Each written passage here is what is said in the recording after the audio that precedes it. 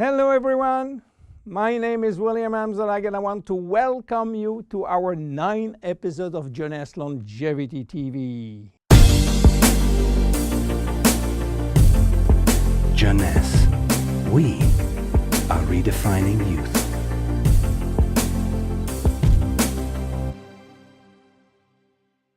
Obesity, or should I say globesity.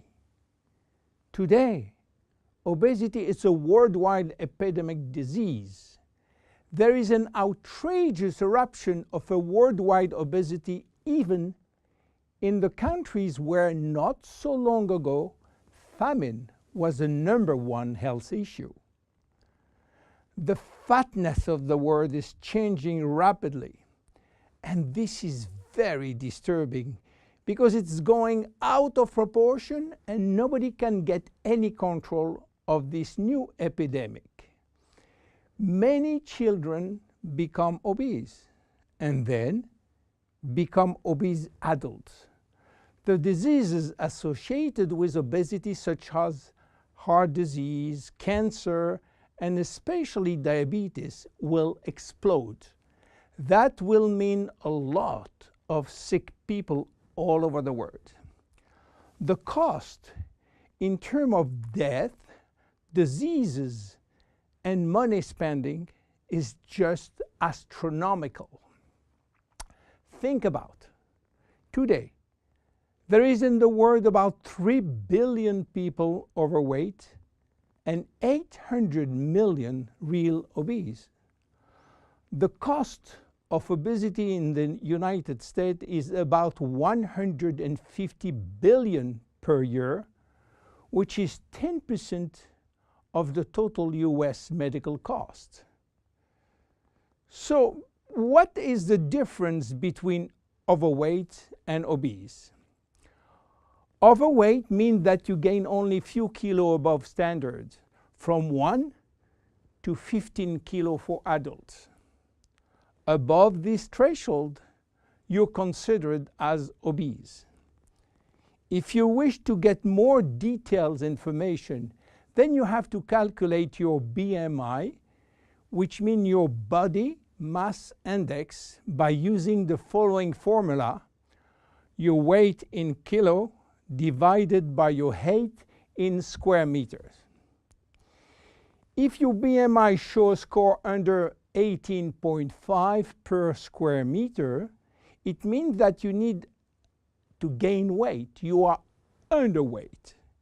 If it is between 18.5 and 25, you are in normal standard. Between 25 and 30, you are overweight, and above 30, you are qualified for obesity. Note that BMI is a standard tool which do not apply in extremes like very tall people or very small people, and also should be adapted to children. Why people become obese? It is very simple in theory, but become more complicated when we reach fat metabolism. We are gaining weight or fat when we eat more than we spend in terms of calorie, or when we spend less than we eat in terms of calorie. So how do we get energy? The body will get energy only from the food, knowing that 1 gram of carbohydrate will release 4 calories, same for proteins, but 1 gram of fat will release 9 calories. So all depend on how much you eat and what kind of food you eat.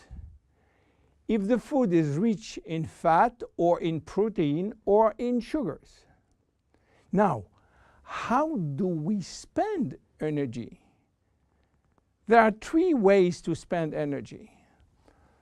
The first one is what we call basal metabolism, which is the necessary energy required to get our body working and all our million of chemical reaction working and working properly. This requires approximately 1 calorie per kilo and per hour. So if you weigh 60 kilo, you will spend in 24 hours 60 multiplied by 24 equal 1,440 calories per day. And this is good news because you have no control on that. The second spending is the necessary energy to fight against heat or cold. And these depend on the environment and the way that you are protected against heat or cold. It is called thermogenesis. And again, you have little control on that. The third one is the energy required to move your body, and that is entirely up to you. This is to say that physical activity is the only controllable way to spend energy.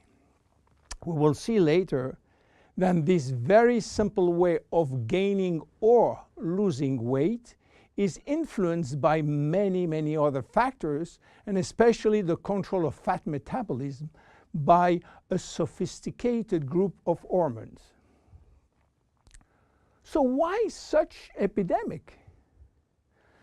To understand, we have to go back 20,000 years ago. As surprising that it can be, our genes have not changed for the last 20,000 years. At this time, life for humans was quite difficult.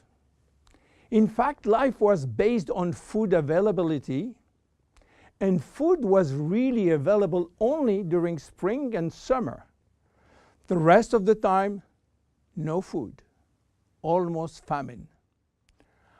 Our genes has to adapt and to work in accordance with this alternance of abundance and famine, and they create a kind of energy storage. The fat cell was born. This cell has the capacity to store all kinds of energy derived from fat, from carbohydrates, and even proteins. It can increase 50-fold its size and retain energy in the form of triglycerides. Because of uncertainty of food availability, our genes were oriented toward the saving mode, which means that every time we eat, all the energy coming from the food was oriented in the storage facility. What happened 20,000 years later? Our genes are still oriented towards saving mode, but there is no more famine. On the contrary, the new society offers an extreme abundance of food rich in calories, and that all over the year. And guess what happened? Everything is going first in storage. And once in storage, it is very difficult to get out. You understand now why it is very difficult today not to gain weight or fat. But there is another factor.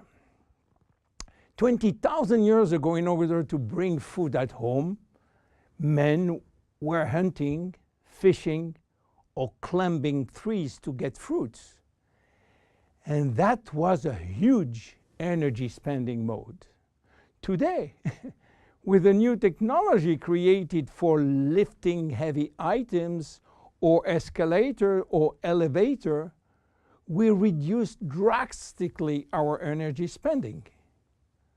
You understand now why it is so easy to gain weight or fat.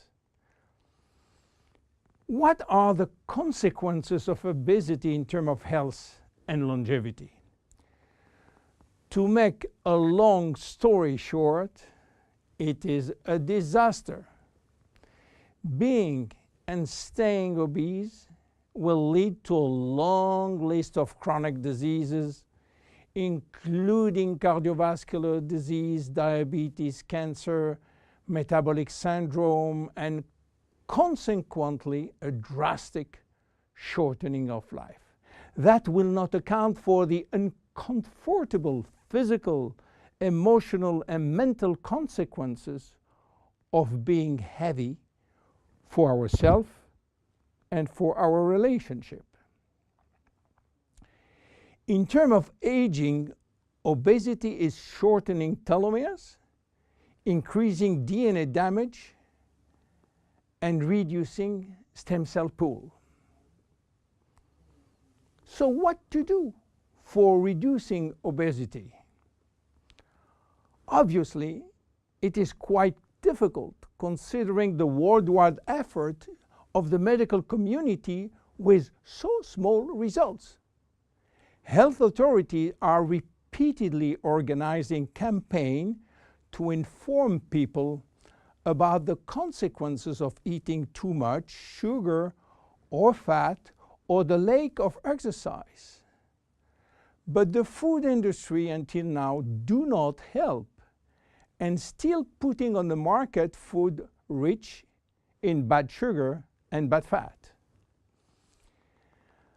The first step is to be convinced that improving your lifestyle, which means improving your nutrition, your physical activity, managing your stress and your emotion, in order to stop impulsive eating, will be a very good action to preserve your life and your longevity. The second step will be to use specific food supplements to help managing your fat metabolism and rebuild the muscles that you lose when lacking exercise. This is why Jeunesse decided to create a new line of product specially designed to counteract craving, to help fat metabolism, and to reduce muscle loss. Be with us in our next episode dedicated to the Zen Body line. My name is William Amzalag, and I will see you on our next episode. Thank you.